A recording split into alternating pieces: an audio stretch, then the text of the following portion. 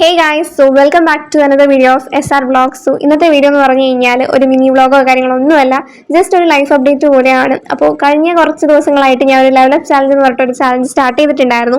അത് പകുതിക്കിട്ട് ഞാൻ വിട്ടിട്ടും ഉണ്ടായിരുന്നു. അപ്പോൾ അതിൻ്റെ മെയിൻ റീസൺ എന്ന് പറഞ്ഞാൽ പ്രോക്രാസ്റ്റിനേഷൻ, കൺസിസ്റ്റൻസി ഇല്ലായ്മ, അങ്ങനെയുള്ള കുറേ ഡിസ്ട്രാക്ഷൻ, അങ്ങനെ കുറേ സംഭവങ്ങളാണ്. അതായത് ഫിയർ ഓഫ് ഫെയിലിയറും കംഫർട്ട് സോണിൽ നിന്നും പുറത്തേക്ക് ഇറങ്ങാനുള്ള കുറച്ച് പ്രശ്നങ്ങളൊക്കെ ആയിരുന്നു. അപ്പോൾ സത്യം പറഞ്ഞാൽ ഒരു അടിപൊളിയായിട്ടൊന്നും പോകുന്നുണ്ടായിട്ടില്ല.